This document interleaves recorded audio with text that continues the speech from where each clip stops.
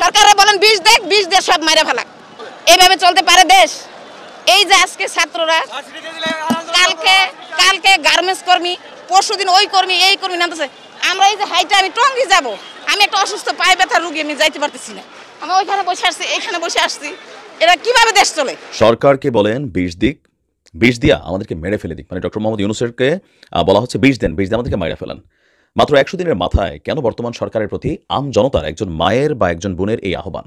আমি তার নিরাপত্তার কথা ভেবে একটু বিচলিত বোধ করছি, কারণ শেখ হাসিনার নিয়োগকৃত গোয়েন্দা এবং শীর্ষ সেনা কর্মকর্তারা সবাই এখন স্বপদে বহাল আছেন। এই লোকগুলো যে শুধু স্বৈরাচারী শেখ হাসিনার প্রতি সহানুভূতিশীল তাই নয়, একই সাথে এরা ইন্ডিয়ার খুবই অনুগত এবং বিশ্বস্ত অনুচর। জাতির উদ্দেশ্যে দেয়া প্রধান উপদেষ্টার ভাষণে হতাশা জানিয়েছেন বিএনপি মহাসচিব মির্জা ফখরুল ইসলাম আলমগীর। দেশ অনিশ্চয়তার দিকে যায় এমন কোনো কাজ না করার আহ্বানও জানান তিনি।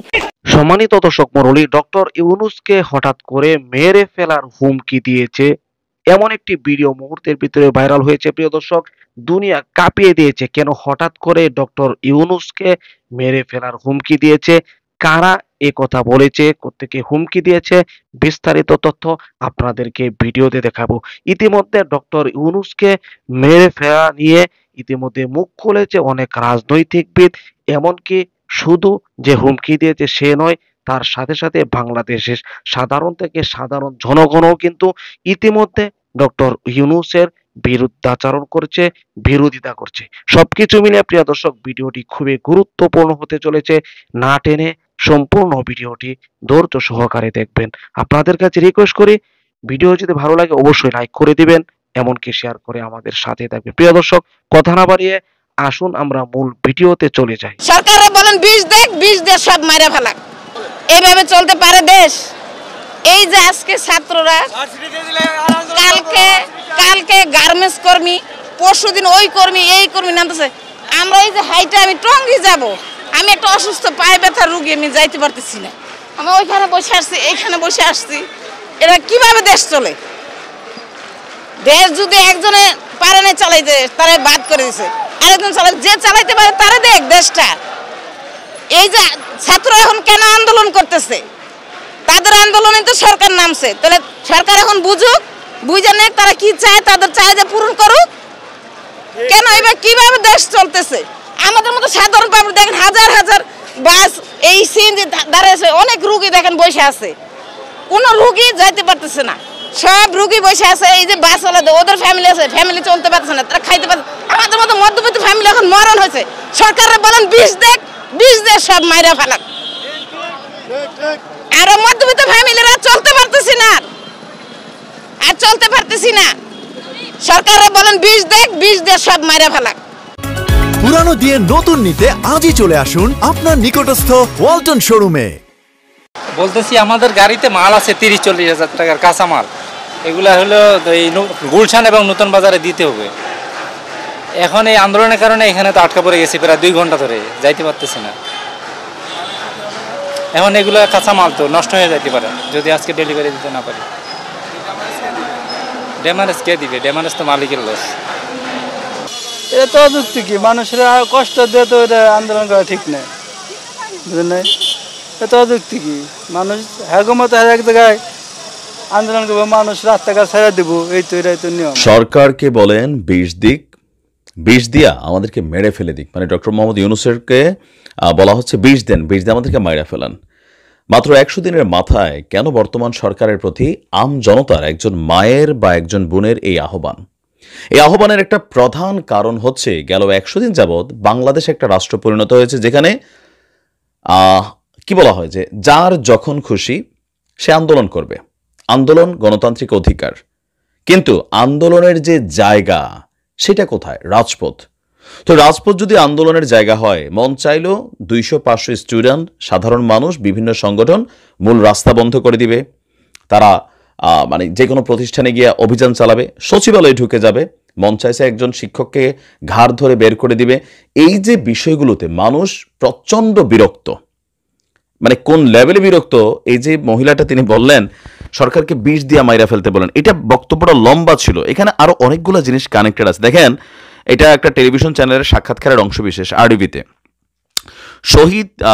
তিতুমির কলেজের স্টুডেন্টসরা গতকালকে যে প্রটেস্ট করেছে, যে তারা স্বায়ত্তশাসিত একটা বিশ্ববিদ্যালয় হিসাবে নিজেদেরকে দেখতে চান। বিভিন্ন ধরনের বৈষম্যের শিকার হচ্ছেন। তারা স্লোগান দিচ্ছিলেন 1 2 3 4 সব শালারা বাটপার। এখানে বাটপার বলতে বেসিক্যালি সমন্বয়কদেরকে এবং কি উপদেষ্টা পরিষদে যারা আছেন আসিফ থেকে নাহিদ থেকে তাদেরকেই একাংশে ইশারা ইঙ্গিতে কিন্তু আপনার মন্তব্য করা হচ্ছে। এটা হচ্ছে প্র্যাকটিক্যাল অবস্থান, যদিও মুখে মুখে তারা হয়তোবা ওইভাবে বলে না। আবার অন্তর্বর্তী সরকারকেও মেনশন করা হচ্ছে। আমরা দেখলাম 32-এর যেই সরকারি চাকরির বিজ্ঞাপন নিয়ে প্রজ্ঞাপন জারি করা হয়েছে, সেই প্রজ্ঞাপনের পর 35-এর যারা চাকরি প্রত্যাশী ছিলেন তারা আবার সরকারকে বলছেন আমরাও কিন্তু রাজপথে ছিলাম, প্রয়োজনে মানে তারা আরো কঠোর অভিযানে যাবে। শুধু সমন্বয়কদের কথায় বা ঢাকা বিশ্ববিদ্যালয়ের কথায় এই সরকার চলতে পারে না। এই যে বিষয়গুলো এখন মানুষ বিরক্ত, রাস্তাঘাটে জ্যাম, মানুষ অসুস্থ, মানুষ অ্যাম্বুলেন্সে বসে আছে, কেউ বা হয়তো একটা খাবারের কাঁচামালের বাজার নিয়ে আসছে, তার মালটা ঢুকতেছে না, রাস্তাতে শিক্ষার্থীরা বসে যাচ্ছে। তো এইটা যদি দেশ হয়, একদিন দুদিন না ভাই, এগুলো কন্টিনিউ হচ্ছে। প্রত্যেকটা শহরে মোটামুটি একই চিত্র। এই যে একটা যে কোনো সিদ্ধান্ত ভালো লাগছে না, এটা হবে সেটা হবে, ঠাস করে ভাই একটা শহরে ব্লক করে দিচ্ছেন। এই বিষয়টাকে সরকার যদি কন্ট্রোল করতে না পারে, আমি বললাম যে ডক্টর মোহাম্মদ ইউনূসের সরকারকে মানুষ যতটা আস্থা, শ্রদ্ধা, ভালোবাসার জায়গায় নিয়ে বসাইছিল, সেই জায়গাটা কিন্তু অনেকাংশে হারাই গেছে। ইভেন এই সমন্বয়করা দেখেন 7 কলেজ যে আলটিমেটাম দিছে, তিতুমির কলেজ থেকে যে আলটিমেটাম, ঢাকা বিশ্ববিদ্যালয় থেকে যে আবার পাল্টা আলটিমেটাম, সমন্বয়কদের পিছনে আমরা দেখছি নানানভাবে যে ব্যাকআপ টিমটা, এটা জামাতের একটা টিম কাজ করছে, গণ অধিকার পরিষদের একটা টিম কাজ করছে, তারা নিজেরাই এখন বিভক্ত। তো সকল কিছু মিলিয়ে মানুষ এগুলোতে বিরক্ত হচ্ছে। সরকারের উচিত রাজপথ ক্লিয়ার রাখতে হবে। আবার আপনি ফোর্স করেন, পুলিশকে ব্যবহার করে যদি পিটানোর কাজ লাগে পিটাইতে হবে, কিছু করার নাই। কারণ আপনি জনগণকে এভাবে ওই না, ছাত্রদেরকে এখন তুমি রাজপথ বন্ধ কইরা মানুষের টাকা পয়সা নষ্ট হবে, গাড়ি ঘোড়াতে মানুষের জীবন চলে যাবে, কর্ম ঘন্টা নষ্ট হবে, মানুষ বিপদে পড়বে, গরিব মানুষ খাইতে পারবে না। তোমার বাবার হয়তো পয়সা আছে, তুমি রাজপথে দাঁড়াই রইছো, তোমার আন্দোলনগুলো যৌক্তিক, কিন্তু এগুলোকে কোথায় ব্যালেন্স করতে হবে? এগুলোকে ব্যালেন্স করতে হবে তোমরা তোমাদের ক্যাম্পাসের রাজনীতির জন্য আন্দোলন করো, অথবা নির্ধারিত জায়গা দিতে হবে, যেই জায়গাগুলো ছাড়া অন্য কোথাও এই আন্দোলন করার সুযোগ নাই। কেন নাই? কারণ মানুষ বিরক্ত, যার যেটা মন চাইতেছে দাবি নিয়ে রাজপথে নেমে যাচ্ছে। রাজনৈতিক দলগুলো ঢাকা শহরকে কেন্দ্র করে সারা বাংলাদেশ কামানো, যে সংস্কারের মধ্যে একটা প্রধান সংস্কার করা দরকার। যাদের সম্মেলন করার চিন্তা, ওই সমুদ্র সৈকতে চলে যাও, অথবা এমন কোনো জায়গা যেগুলোতে মানুষের প্রাত্যহিক জীবনের, ব্যবসা বাণিজ্যের, শ্রমিকের, গরিব মানুষের এখানে ধরেন কোনো ধরনের প্রতিবন্ধকতা সৃষ্টি হবে না। কিন্তু বাংলাদেশে এটা একটা কালচার, যে কোনো কিছুই হলে আমরা রাজপথে নেমে যাচ্ছি, রাজপথ থেকে দাবি দেওয়া আন্দোলন মানে ঘরের মধ্যে উঠে। এখন প্রতি আন্দোলনে যদি আমরা রাজপথে নেমে যাই, যে কোনটা রাজপথের আন্দোলন, কোনটা সাধারণ আন্দোলন, এগুলো যদি বিচার বিবেচনা না করি, তাহলে তো মানুষ এরকম বিরক্ত হয়ে বলবে যে 20 দিন মরে যায়। কারণ সংসার চালাতে গেলে টাকা লাগে। উপদেষ্টারা ভালো ভালো খাচ্ছেন, তাদের লাইফস্টাইল পরিবর্তন হয়ে গেছে। চপ্পল পরা উপদেষ্টারা এখন ধরেন নাইকি, এডিডাস পড়ছেন। আবার যে সকল মুরব্বী উপদেষ্টারা আছেন, 3 দিন আগে তারা ধরেন ঠিকমতো পেনশনের টাকা দিয়ে সংসার চালাইতে হইতো, এখন আবার রাজকীয় লাইফ আসছে। প্রিয় দর্শক, আশা করি সম্পূর্ণ ভিডিওটি দেখলেন। ভিডিও থেকে অবশ্যই বুঝতে পেরেছেন ডক্টর ইউনূসকে মেরে ফেলার হুমকি দিয়েছে ইতিমধ্যে। কারণ একটাই, সাধারণ থেকে সাধারণ মানুষ থেকে শুরু করে উচ্চ পর্যায়ে রাজনৈতিকবিদ হোক অথবা ব্যবসায়ী হোক, সব মানুষই কিন্তু কম বেশি মন্তব্য করছে। তবে রাজনৈতিক বিষয়ে যারা বুঝে তারা হয়তো একটু কম মন্তব্য করছে, আর যারা সাধারণ থেকে সাধারণ মানুষ, সাধারণ জনগণ, তারা একটু বেশি মন্তব্য করছে।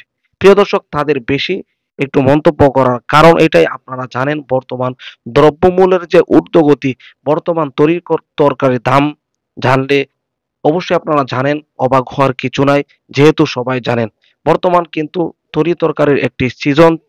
এই সিজনে কিন্তু এত দাম হওয়ার কারণে মানুষ, যারা সাধারণ জনগণ, তারা কিন্তু ডক্টর ইউনূসকে এই জন্যই পছন্দ করছে না। ডক্টর ইউনূসের প্রতি তারা রাগান্বিত হয়ে আছে, তারা এই জন্য মেরে ফেলার হুমকি দিচ্ছে। অপরদিকে এই সমস্ত বিষয়, অর্থাৎ সাধারণ জনগণ ইউনূস বিরোধী হওয়ার কারণে অপরদিকে সুযোগ পেয়েছে সাবেক প্রধানমন্ত্রী শেখ হাসিনা, এমনকি আওয়ামী লীগের দল। প্রিয় দর্শক, আমরা 16-17 বছর যাবৎ যে বিষয়টি দেখেছি, অন্য দল আন্দোলন করলে যেভাবে পুলিশ এমনকি আওয়ামী লীগের পক্ষ থেকে বাধাগ্রস্ত হয়েছে, ঠিক এখন নতুন করে আওয়ামী লীগ যারা আন্দোলন করে মাঠে নামে, তারাও কিন্তু পুলিশ এমনকি সরকারি যারা দায়িত্বে রয়েছেন তাদের শিকার হয়, বাধাগ্রস্ত হয়। তবে আগে যে বাধাগ্রস্ত হতো তখনও কিন্তু যুক্তরাষ্ট্র থেকে এই সমস্ত বাধা বিঘ্নতা বন্ধ রাখার জন্য আহ্বান করেছিলেন আওয়ামী লীগ সরকারকে। অর্থাৎ গণতান্ত্রিক দেশে প্রত্যেক দল তার ব্যক্তিগত স্বাধীনতা আছে, তার দলের যে কোনো বিষয় নিয়ে সে মাঠে নামবে, আন্দোলন করবে। কিন্তু যদিও আওয়ামী লীগ সরকার তার সুযোগ দিত না, কিন্তু যুক্তরাষ্ট্র থেকে এমন মন্তব্যগুলো ঠিকই করতেন।